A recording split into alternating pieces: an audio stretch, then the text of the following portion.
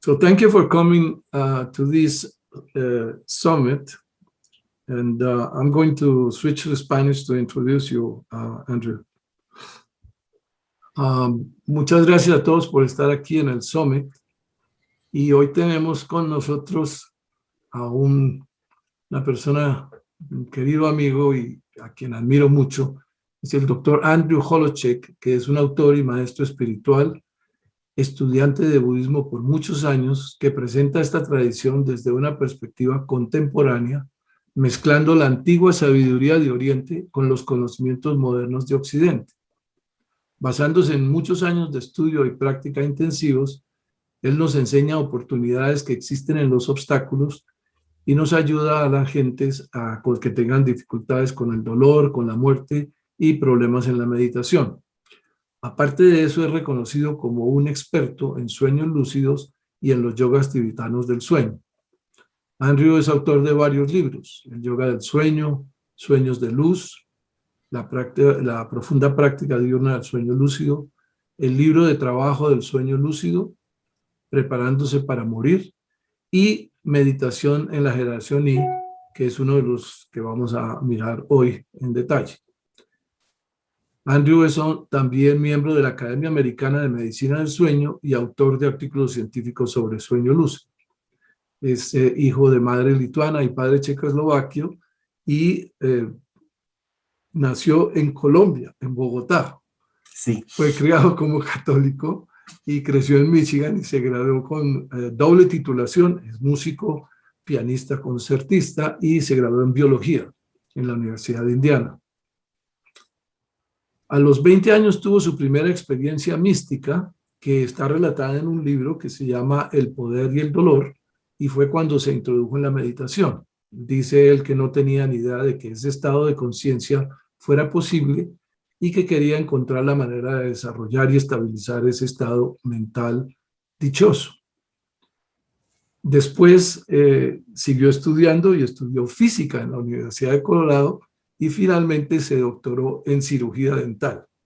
Ha pasado mucho tiempo estudiando muchas cosas. Pero al mismo tiempo, mientras estudiaba odontología, seguía luchando con esa búsqueda interior y al final de esos 20 años empezó a leer libros sobre psicología, religión, espiritualidad y filosofía, y dice que por fin descubrió que una enseñanza, que era la enseñanza espiritual, era la que le podía explicar esa experiencia que había tenido a los 20 años, y decidió que era la budista a la que se quería dedicar. Entonces siguió sus estudios y entró en un retiro de meditación de 3 años en el Tíbet. Después de estos estudios, Andrew se dedicó a explorar la fuente última del budismo, la naturaleza misma de la mente. Después de este retiro, El poder y el dolor, que es el libro que describe, fue el fruto de la decisión de ayudar a otros con este tipo de dificultades. A medida que Andrew continúa la práctica y el estudio, ha llegado a comprender la inmensa utilidad que tiene practicar también mientras se duerme.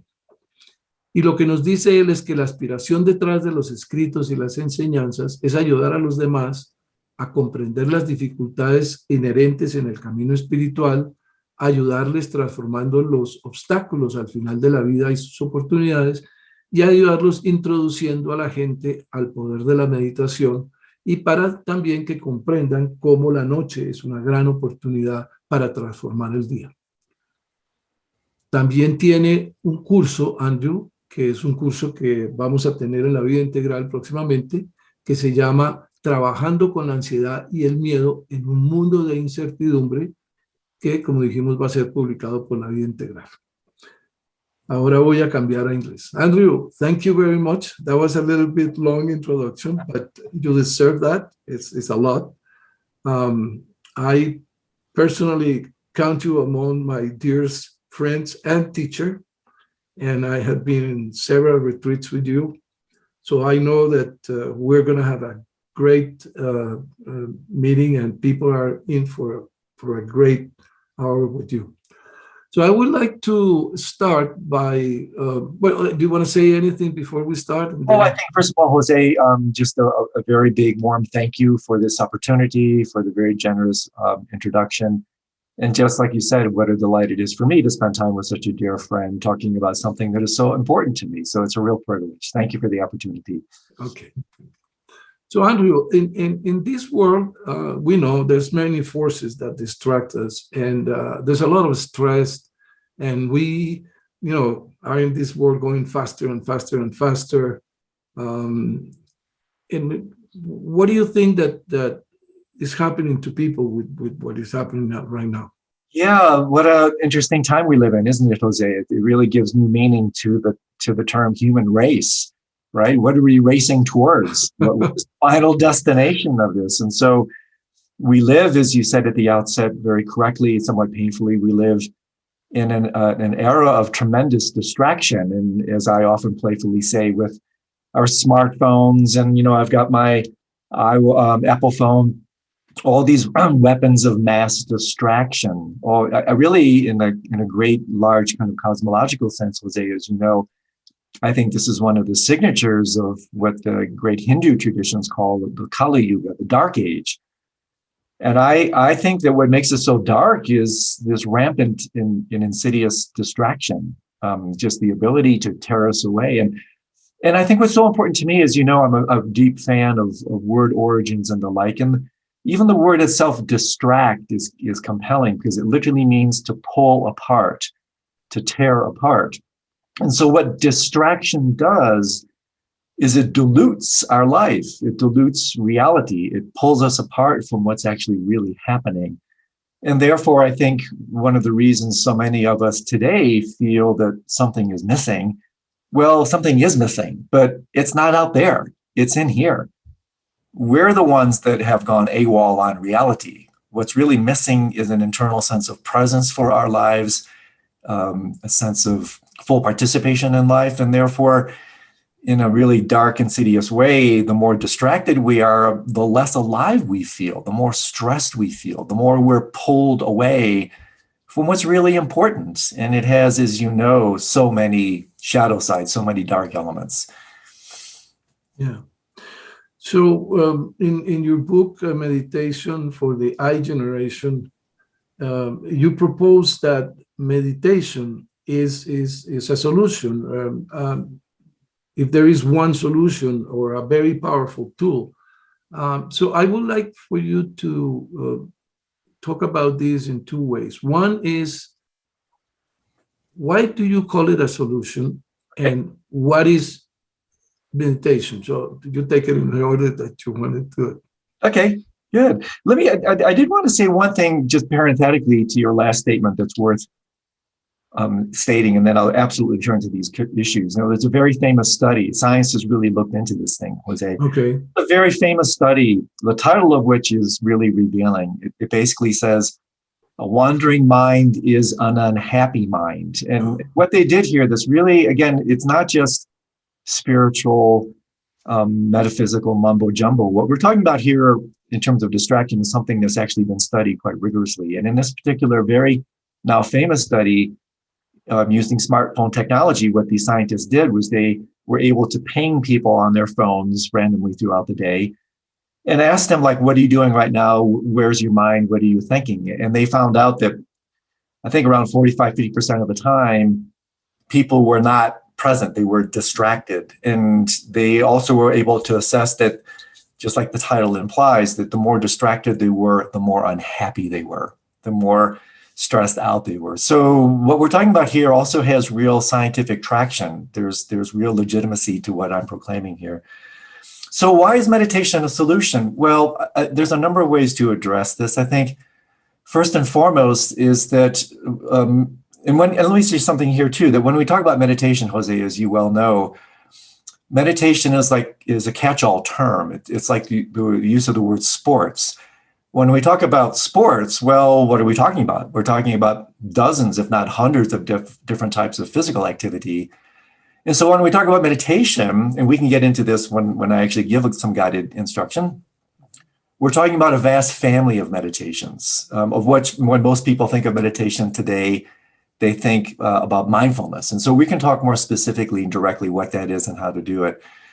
But what meditation does, and in particular mindfulness does, why it's a solution, is because it, in fact, kind of heals the fracture that distraction brings about.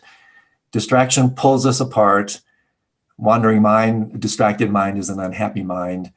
Meditation heals that fracture. It mends the breaking, and therefore works to bring us more fully into the present moment, which is really where life takes place, is it not? I mean, life doesn't take place when we're anticipating the future or reflecting on the past. Life really only takes place fully in the present moment. And so the more present we are, in fact, it is a very brief contemplation, Jose. Let's just ping something to your listeners right now around these lines.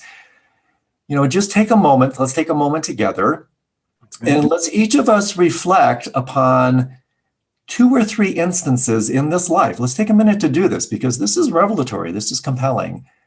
Let's take a moment to reflect right now on 2 or 3 moments in this life when we were really happy.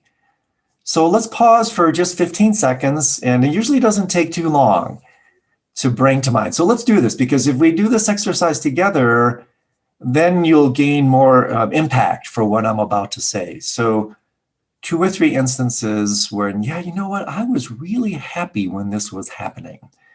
And so for me, it was when I got my doctorate degree, I was really happy. When I bought my new house, I was really happy. When my first book was published, I was really happy. So those are 3 things that come immediately to mind. But then the next layer of investigation is really the compelling part, Jose, and that is, now let's look a little bit deeper and see, can we in fact find a common underlying ingredient behind all these instances of happiness? And if you really take the time to do this, it's a powerful exercise. It can actually save you a lot of time and money, really. I will argue that you will find that the common denominator behind each and every instance of happiness is being 100% fully present to what's happening. So I know when I got my degree and I got my book published and I got my house, I didn't want to be anywhere else.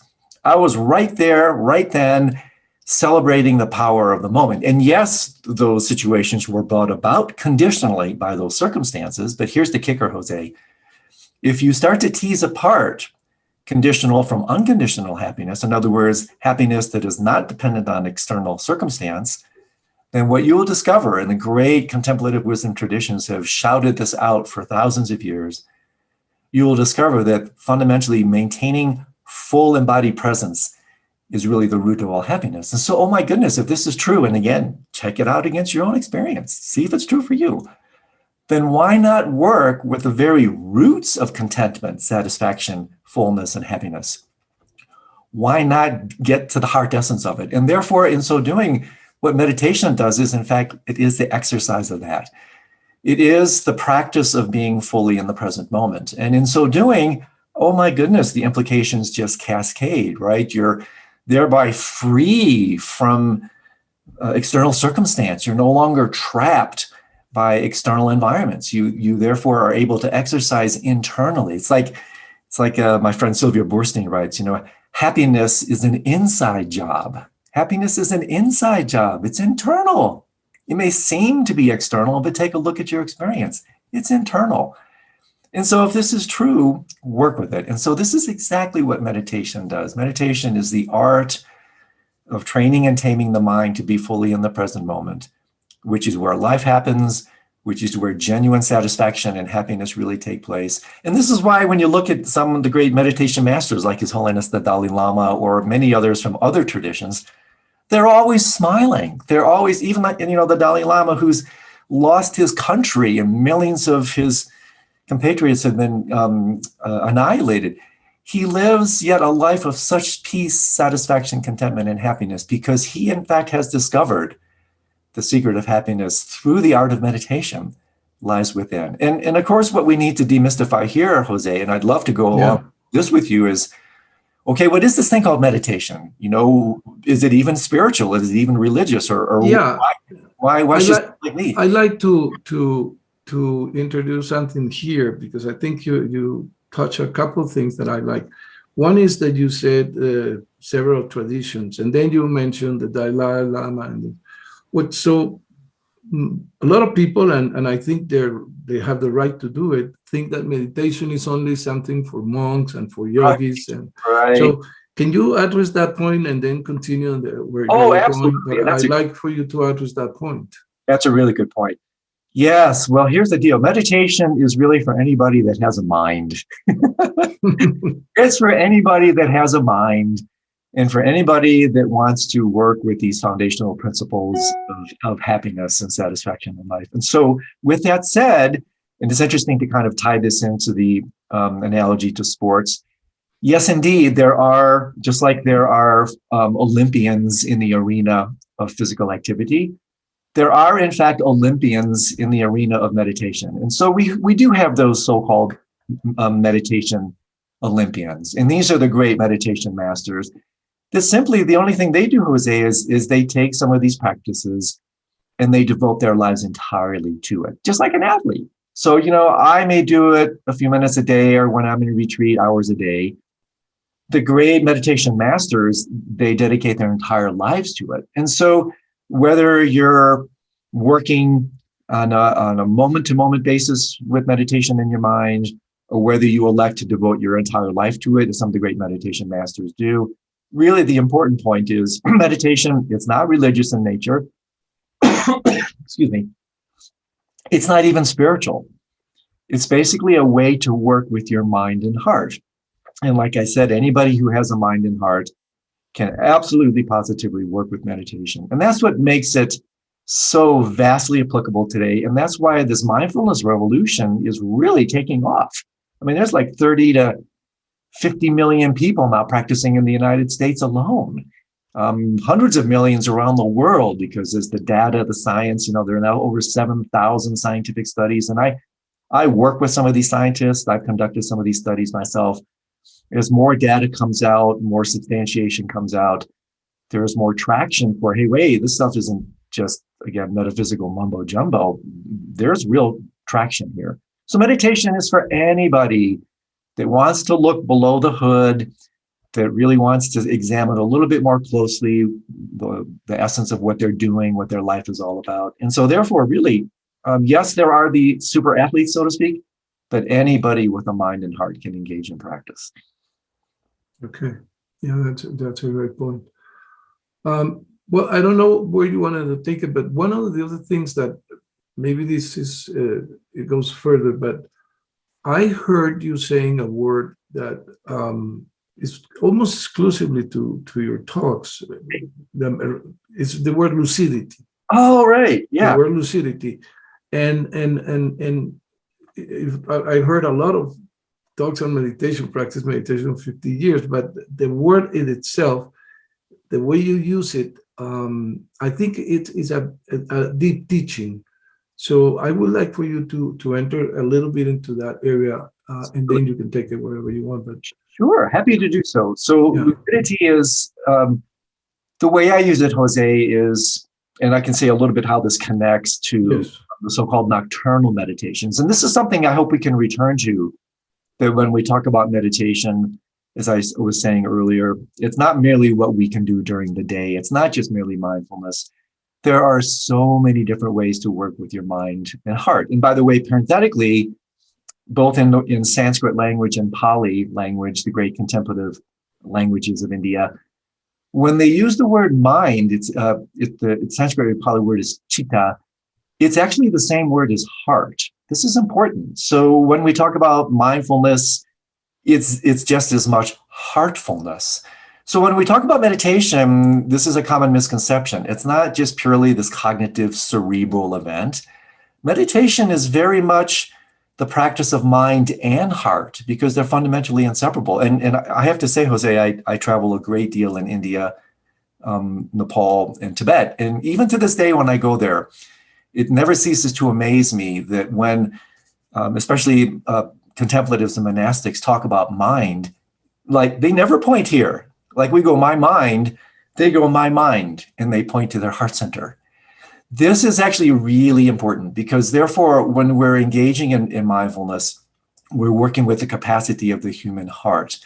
And therefore, this brings about real qualities of, like when you talk about attention, the word attention itself is, the root of it, tender, is connected to the word tender.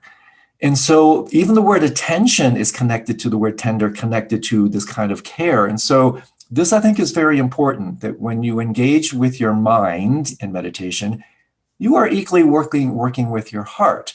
And therefore, and I'll say more about this when I talk about my very favorite definition of meditation, is habituation to openness. That's what meditation is, habituation to openness.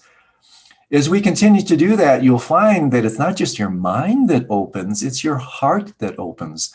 And so born from this beautiful practice, like why, again, to your earlier question, why I think it's such a solution, is it basically allows us to decentralize, to open to a greater sense of care, empathy, compassion, tolerance for others, for the world, for the planet itself. And this is the real beauty of this practice, because it starts initially as a very individual practice. You're working with your mind and your heart.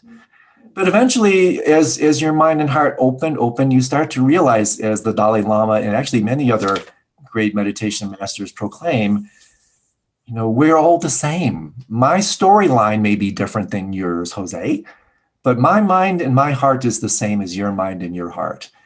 The Dalai Lama says, we all want to be happy. We all want to avoid suffering. We have that same commonality of the human condition. We just go about it in vastly different ways, some of which are not that healthy. So inserting this emotional, affective approach to it really, I think, is important, because you learn to fundamentally, and I have to recommend one book to you and to my listeners that I actually had a part in editing and working with a little bit, a fantastically beautiful book by one of my meditation teachers. His name is Mingyur Rinpoche. The title of the book itself is called In Love with the World. And in this really beautiful, very disarming story of this amazing monk who goes out into the streets of India, he discovers after his deep meditative journey on the streets of India that the world is actually made of the fabric of love. And so this is so important, because meditation leads to this falling in love with the world. And really, learning how to love your own mind, it starts there. And we'll talk about this when I give the guided meditation.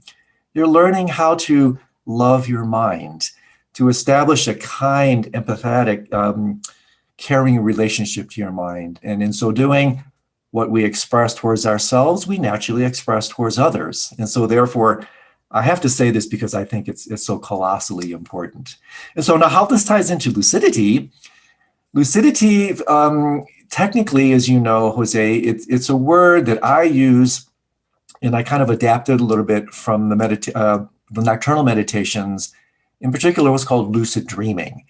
So let me just say very briefly what that is and then how I use that term. Lucid dreaming is a wonderful state where you actually wake up in a dream realizing that you're still dreaming. So you're dreaming, you wake up to the fact that you're dreaming. That's called a lucid dream. But your body is still in the state of... Exactly. And this is how they proved it. So they had people in sleep labs that were set up with all these, EEGs, EOGs, EMGs, all these monitoring devices. And they could tell from this data that this person, physiologically, this person is asleep. That way you can't fake it. They know this guy is sleeping.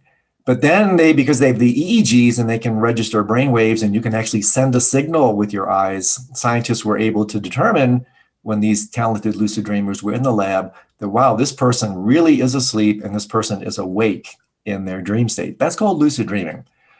So what I do with this, I use the lucidity term as a kind of principle, lucidity principle. And by this, what I mean is lucidity in this regard really means it's a code word for awareness. Yeah. So for instance, a lucid dream is an aware dream. It's a dream when you know that you're dreaming while you're dreaming.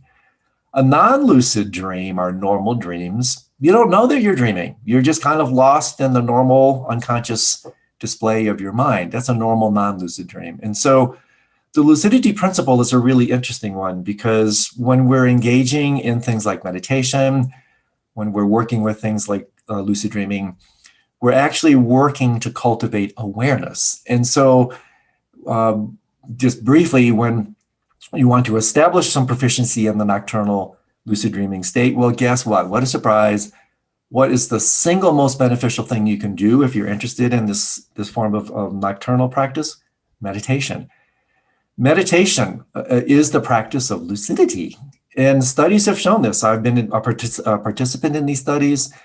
Studies have shown that meditators have more lucid dreams. Why? Well, because they're practicing lucidity. They're more aware of the content of their mind. And so it's like the great poet Kabir once said of death, that also applies to dreams. What is found now is found then. So if you want to attain lucidity at night or awareness at night, practice lucidity or awareness during the day. And so what I do, Jose, is I use the lucidity principle to talk about awareness altogether and how we can use what we do during the day with our meditations to bring about lucidity awareness at night. And then what we do at night, this is where it gets so cool, and the term is bidirectionality in the scientific community. What you do at night then with your lucidity then also works to come back in and actually help you with your daytime experience. And by this, what I mean is that lucid dreaming really leads to lucid living. And what is lucid living? What does lucid living mean? Let me interrupt you for a second there, because that's the reason I'm asking that, and you just touched the thing, lucid living. In Spanish, unfortunately, when we are translating this, the word awareness does not exist as in English as an opposition to consciousness. Because it's just basically the same word, and you can just use it with a different spelling. One is SC and the other C, but there's no a word for awareness. Oh, interesting. But the other thing is that proactive living, a living that comes from being present. Yes. I think when you say lucid living, this is what you're referring to. So that's why I want to. I want you to go deeper into this word. What is the real benefit of meditation to being lucid during the day, to be present, to come from a reality and not from our dreams or our tendencies and all of that, but really, really being in touch with something more profound. Is that what you mean? I want you to expand on that, because it's important. Exactly. And if listeners want to replace the word lucid dreaming with conscious dreaming, some scholars actually talk about lucid dreaming as conscious dreaming. So you can replace the word awareness with consciousness. And so the fundamental idea, and this really is the important thing, because often people will say, like, well, why should I engage in something like lucid dreaming? What does it really have to do? Well, it has a lot to do with how you live your life, because whether it's in the waking state or in this case, the dream state, you're exercising the lucidity muscle, you're exercising your awareness. And really, Jose, I invite everybody listening to look and ask of themselves if the following is not true for you, that if there's one fundamental curative ingredient for any level of psychopathology, spiritual pathology, discord, discontent, take a look and see if you will not agree with me that awareness is curative. The more you're aware on every level, the more you're conscious, the more you're awake, the more you're lucid. And again, what does the very word Buddha mean? The word Buddha comes from a Sanskrit root, B-U-D-H. What does it mean? Awake, the awakened one. So the Buddha was the ultimate lucid dreamer, you could say. The Buddha really was working with lucidity.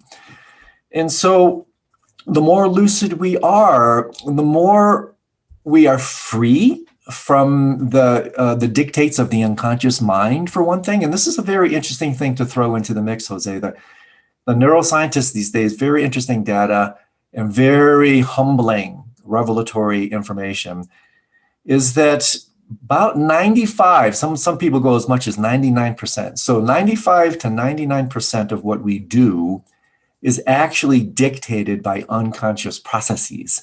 Mm-hmm. It's like a deeper reading of what Christ allegedly said on the cross, forgive them, Father, for they know not what they do.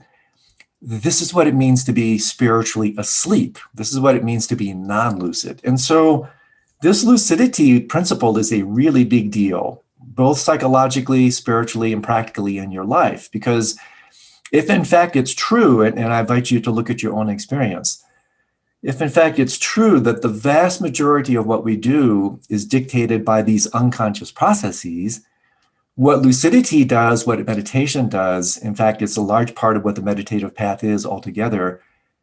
It's a way to bring these unconscious, non-lucid processes into the light of conscious awareness.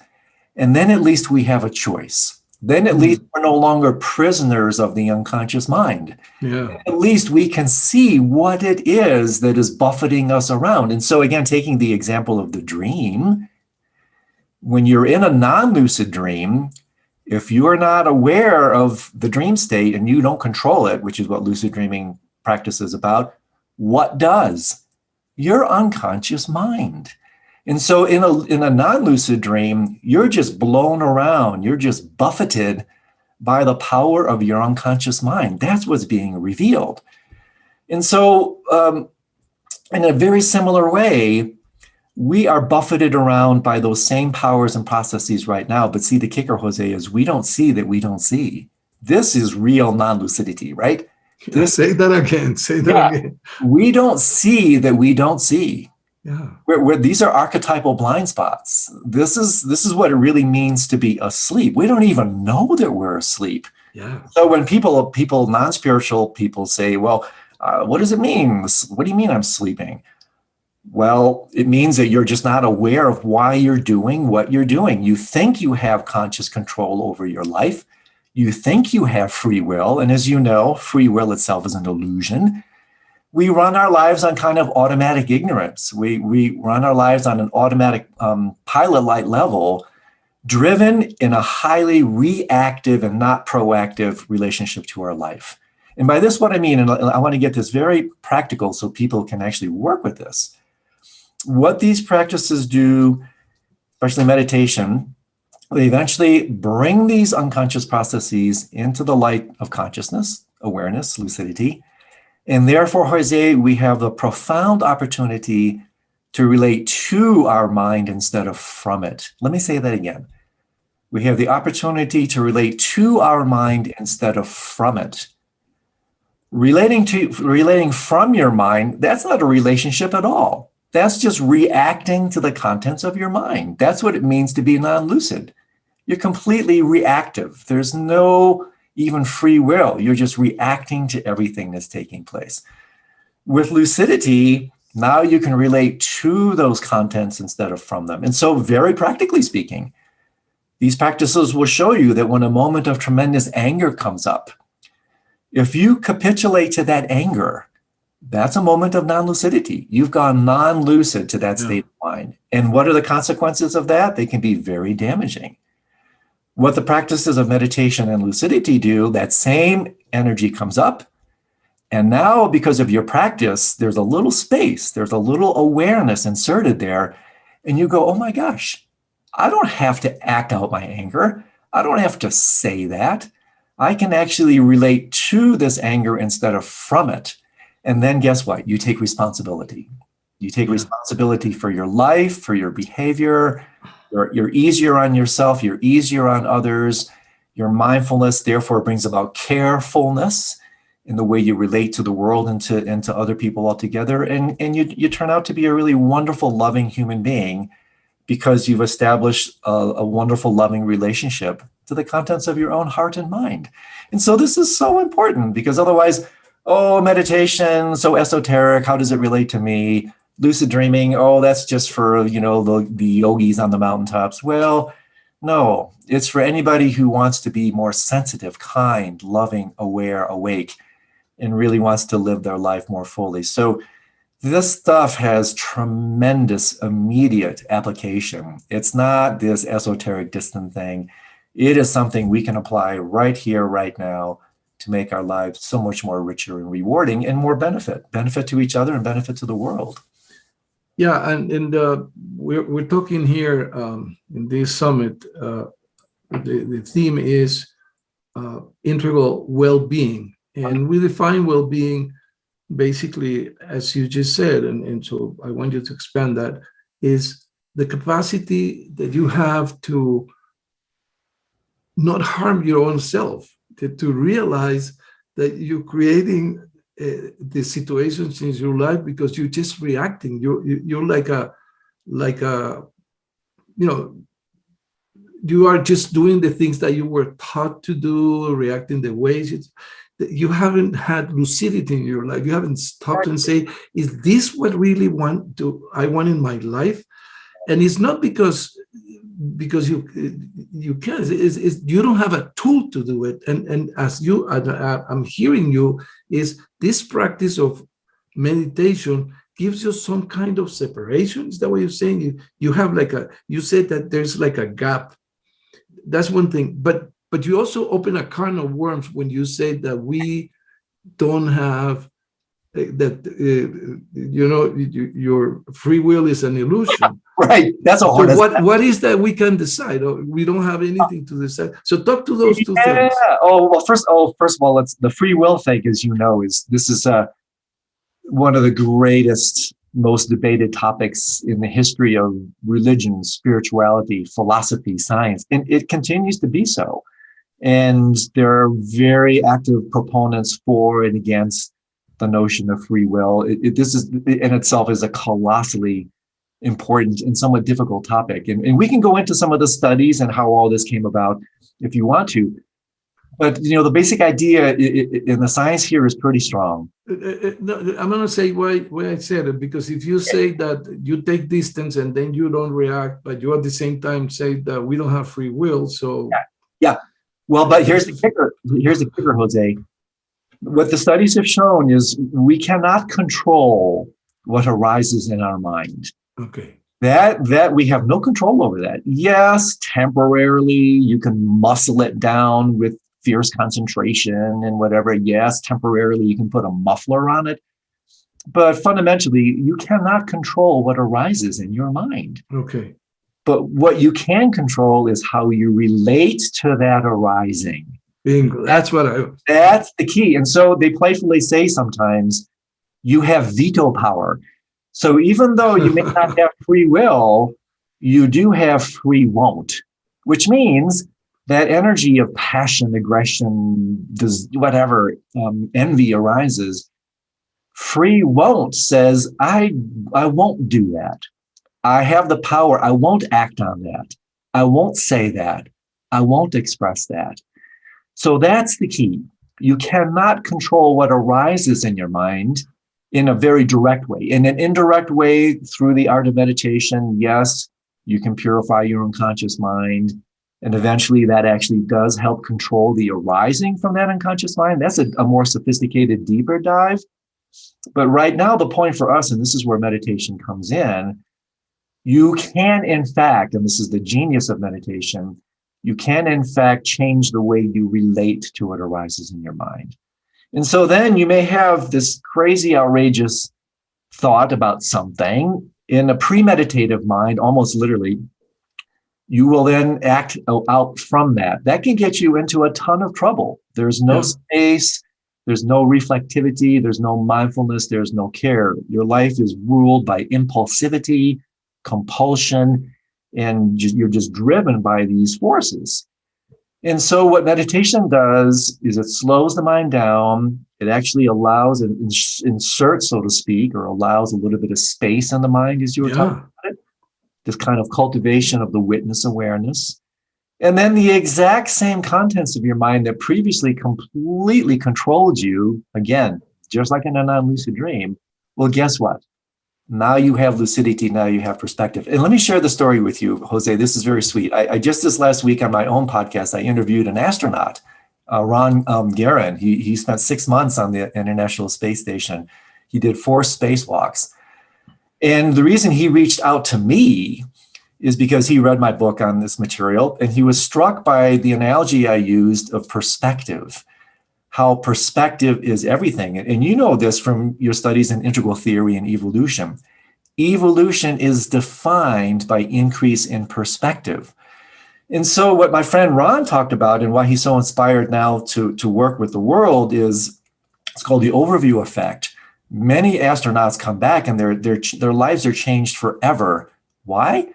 Because they have a new perspective. They see the world from an entirely new perspective that is a game changer.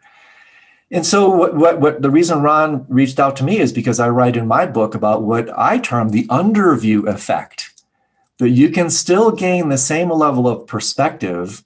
That's exactly what lucidity is, a new stance of perspective, relating to things instead of from them.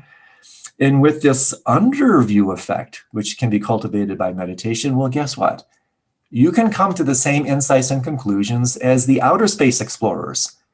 Now you are exploring inner space of mind, but you can come to the same, in this case, literally insights, seeing the commonality of the human condition, seeing things with this new light, solving problems with this new perspective. I mean, one of the reasons we can't often solve problems is because we're too embedded in them. We're too close to them. There's no perspective. Mm-hmm. So studies have actually shown in this regard that even lucid dreamers are better problem solvers. Why? Because they work with the exercise of perspective. So when we're talking about lucidity, that's again why this lucidity principle is such a big term. You're also talking about increase in perspective. And so just as I said earlier, this then you grow from an egocentric to a family-centric to a world-centric to a cosmocentric, again, in this narrative of opening, right? So that ties into that. Yeah. Each one of these openings, guess what happens? More perspective. I can now literally step into your shoes. I can now step into the shoes of a politician that normally I would have no ability to connect to. But now I understand that we have this commonality, this underlying common condition.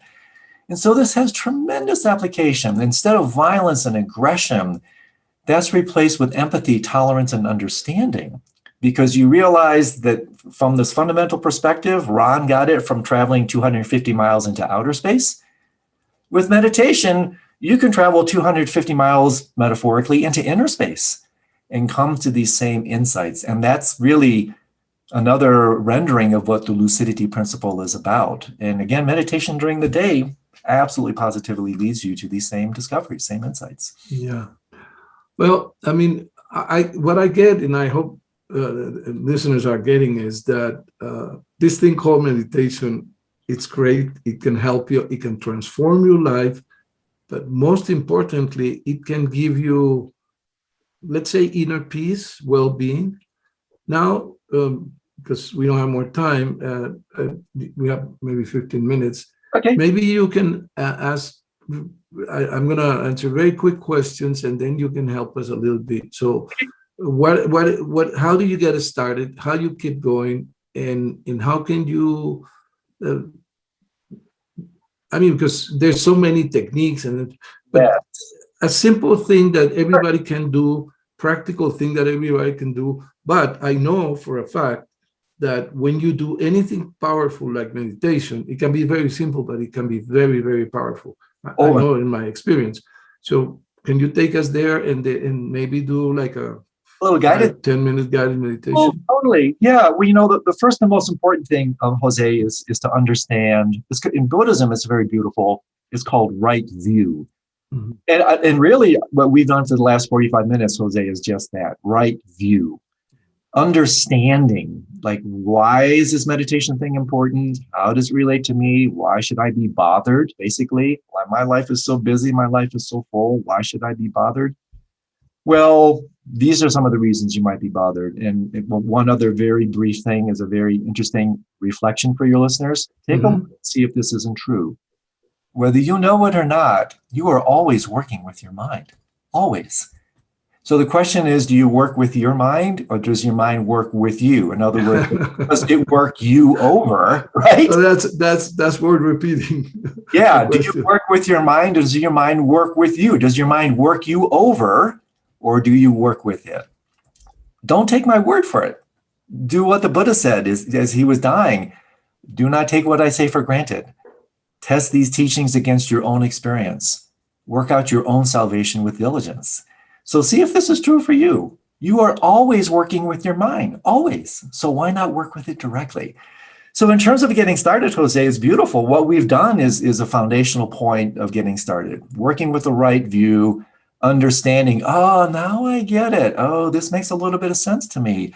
Now I can see why I might want to do this. So that's foundational. If you have the right view, you can accomplish anything. If you don't have the right view, forget it. It's just not going to work. So in a very real way, the most important thing is what we've been talking about for the last 40 minutes or so, establishing the right view of what meditation is, why it's so important. The next thing is, and I say this somewhat playfully, meditation is available to anybody with a mind. And here's the kicker. It's completely free. The only thing you have to do, and I like to play with words, is you only have to pay attention. It's free. You only have to pay attention. So meditation is the art of paying attention. It's the art of taming and then training the mind to be fully present. And this is, I promise you, you will discover this is where real joy comes from. This is where real contentment and happiness comes from. So, take a look and see if this isn't true. So you start with that. And then really, then it's a matter of introduction to some very simple techniques. And if you want, Jose, I can guide your listeners to do a short guided meditation to get them started, because it's incredibly simple. But always remember that simple doesn't always mean easy. And the reason why I say not easy, because it's not easy based on our conditioning. That we all think. I will say, I'm sorry. I would say that simple, for example, is to walk in a tightrope. It's very simple. All you have to do is put one foot in front of the other with balance, and don't lose your balance. That's the simple thing. But you go and do it. It's different. That's exactly right. It's a different story. And so the simplicity actually, and this is somewhat important, the simplicity, and in a real way, Jose, surrendering to the simplicity of meditation is important. Don't try to outsmart the technique. Don't try to outthink it. Don't try to edit it. Because really, this is so interesting to me, the complex modern mind doesn't stand a chance against simplicity. So let this simplicity defeat you. In other words, surrender to the genius of these simple methods that have been put forth for thousands of years by the greatest contemplative traditions on the planet, not just Buddhism, Hinduism, Taoism, esoteric Christianity, Sufism, the shamanic traditions. Integral, inherent within all these wisdom traditions, you will find some analog to this meditation trajectory, for sure. So trust in the genius of these realized masters from all these traditions for thousands of years. And so then with that, let's just do it together for just a second. I recommend it first. And there's so much to say, but again, in the spirit of simplicity, let's keep it simple. So for just a moment, just go ahead and close your eyes. Por un momento, cierra los ojos. Hemos estado hablando aquí un poco rápido. Ahora queremos relajarnos, ir más despacio. Toma unas cuantas respiraciones lentas y profundas.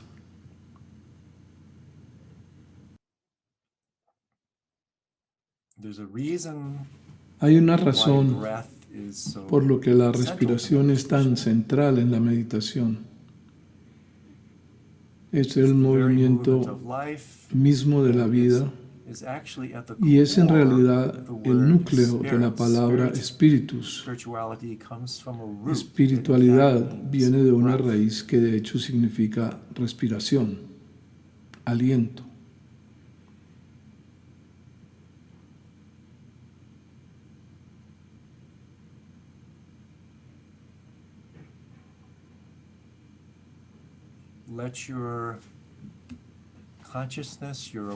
Deja que tu conciencia, tu conocimiento,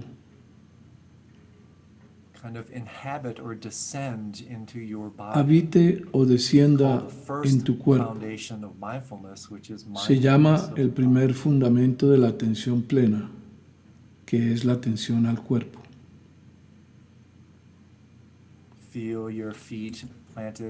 Siente tus pies plantados en el suelo. Siente tu trasero apoyado en la silla.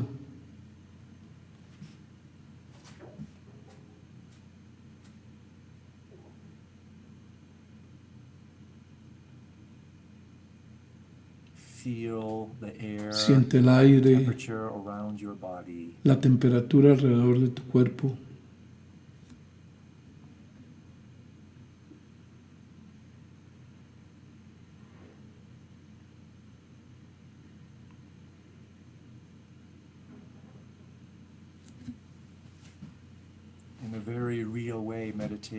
De una manera muy real, la meditación es una experiencia sensual, sensorial, porque te lleva literalmente a tus sentidos.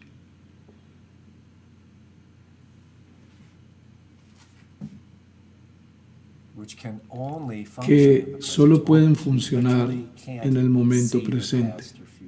Literalmente, no puedes ver el pasado ni el futuro. No puedes oír ni oler el pasado ni el futuro. Tus sentidos están siempre presentes. Así que acude a tus sentidos. Deja que te despierten y te arraiguen en el momento presente.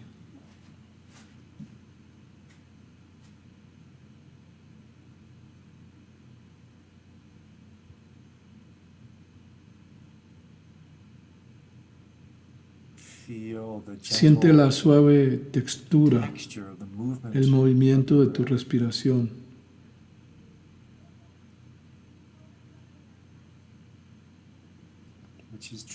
Que es realmente el movimiento de la vida misma.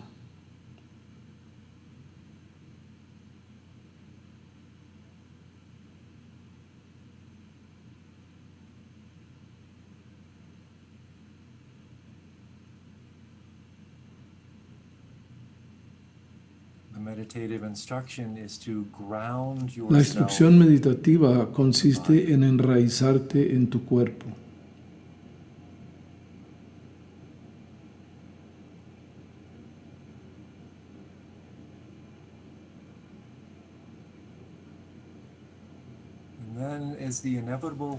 Y luego, mientras los pensamientos inevitables surgen, surge la distracción, una imagen, una fantasía, no importa.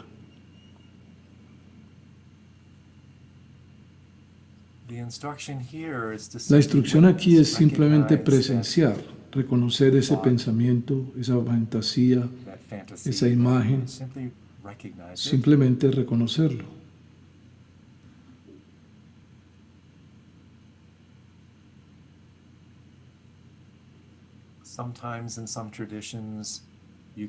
A veces en algunas tradiciones se puede etiquetar muy suavemente ese reconocimiento diciendo algo como despiértate, despierta, no importa.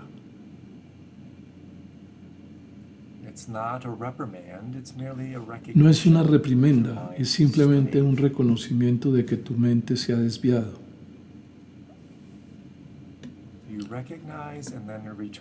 La reconoces y entonces vuelves al cuerpo y a la respiración.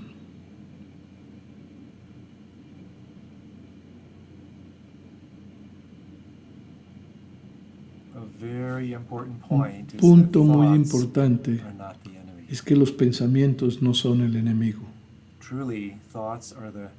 En realidad, los pensamientos son los hijos de tu mente, el juego de tu mente.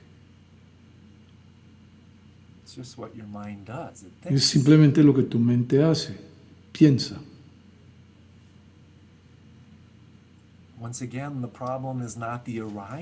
Una vez más, el problema no es que surja el pensamiento. ¿Puedes controlar eso? El problema es la relación inadecuada con el surgimiento.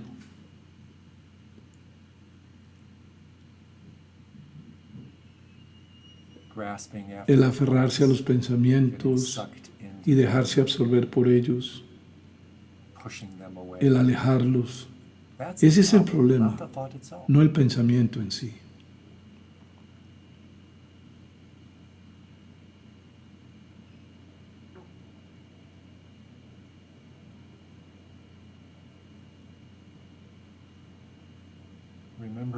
Recuerda que los pensamientos son los hijos de tu mente.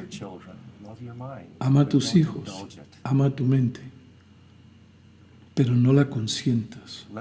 Deja que los pensamientos vengan, deja que se vayan, como las nubes que pasan inofensivamente por un cielo abierto.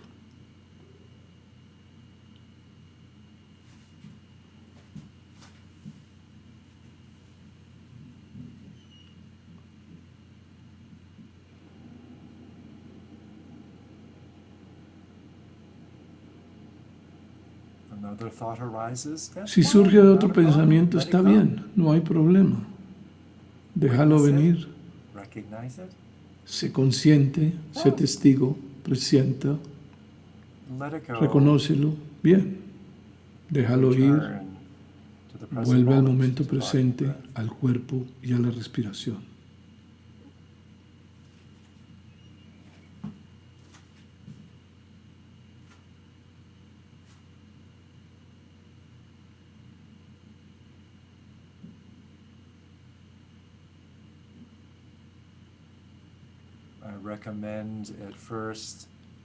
Al principio yo recomiendo sesiones de 10 minutos, ellas están perfectamente bien.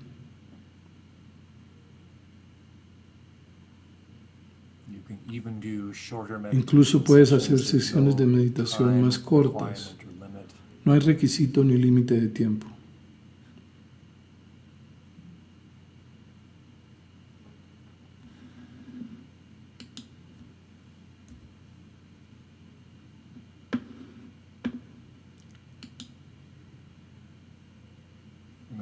Y lo más bello de esta práctica de meditación es que empieza a infiltrarse en el resto de tu vida.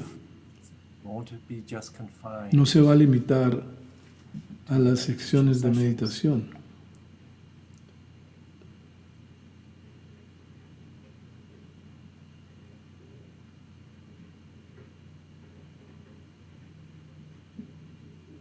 Una vez que dedicas un poco de tiempo y energía a esta práctica, esta desarrolla un impulso hermoso, tiene su propia vida.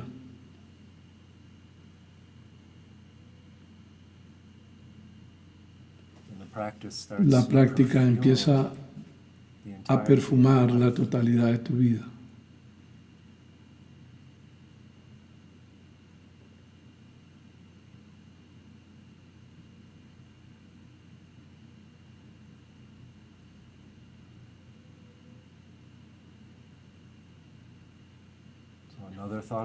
Entonces surge otro pensamiento, está bien, no es problema, déjalo venir, déjalo ir, como una nube en el cielo.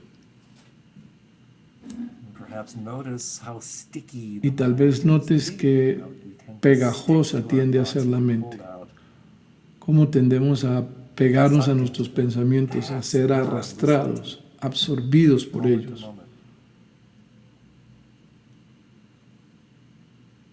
Eso no es lucidez momento a momento. Entonces despertamos, volvemos al cuerpo y a la respiración, volvemos al momento presente.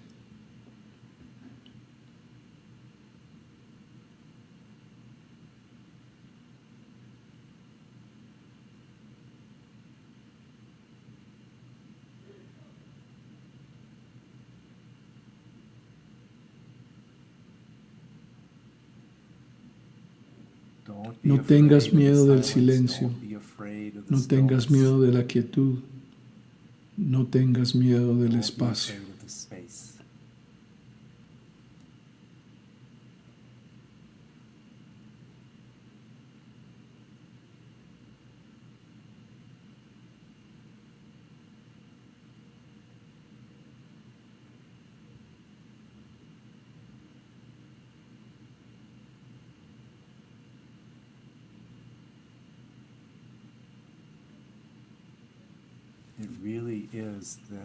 Es realmente así de sencillo. Surge un pensamiento, lo reconoces, no lo reprendes, nunca es el enemigo. Lo dejas ir, vuelves al cuerpo y a la respiración.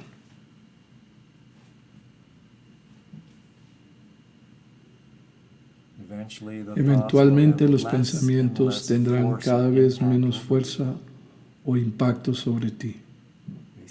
Siguen surgiendo, siguen ahí, pero ya no tienen el mismo poder sobre ti.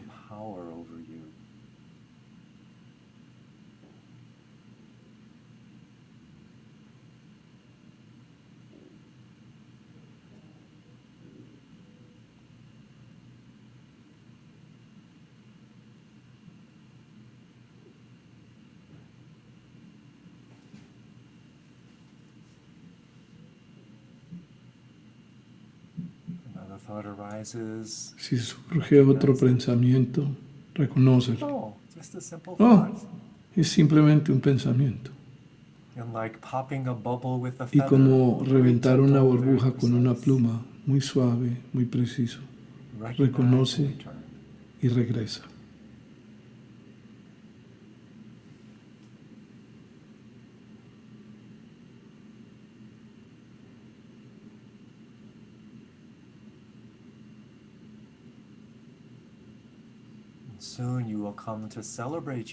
Y pronto llegarás a celebrar tu mente, realmente, a descubrir la bondad básica de tu mente y por tanto de tu corazón y de quien eres realmente. Aprenderás a amarte a ti mismo y amar tu mente. Es algo tan hermoso.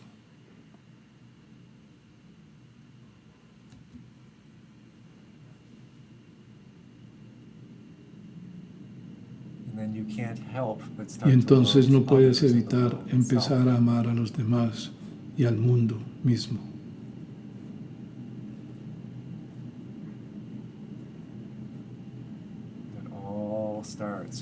Todo comienza de esta práctica tan sencilla.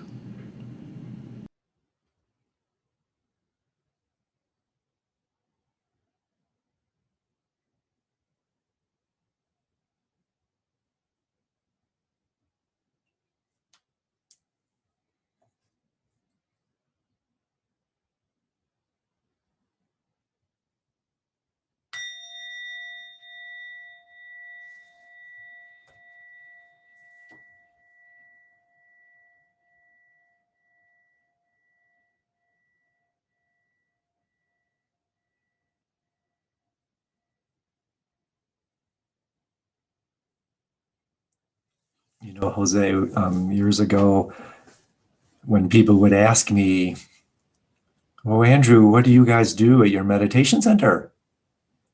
And sometimes when I was a little playful, I would say, "Well, you know what? We do nothing." But we do it really well.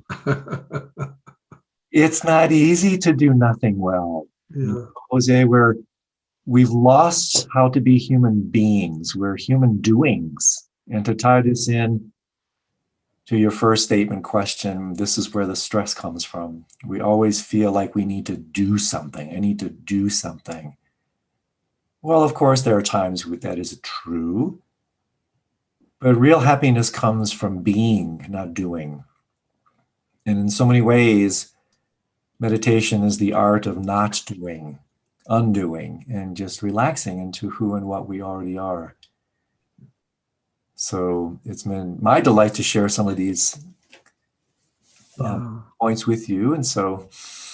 Yeah, thank you very much. I mean, I know that I have like you, a big love for meditation, and I'm so happy and so grateful that you took the time to help us. And I'm sure there's going to be a lot of follow-ups. One of the things that we talked, and I want to announce, is that you have a program. I understand it's called Working with Anxiety and Fear in a world of Certainty. Uncertainty. And we definitely would like to partner with you to see if we can put it in Spanish. What I'm going to do with this meditation that you just did is that I am going to do the same rhythm that you did with my voice in Spanish and overlap so that our listeners can listen to that. So thank you very much. It's been an absolute delight. And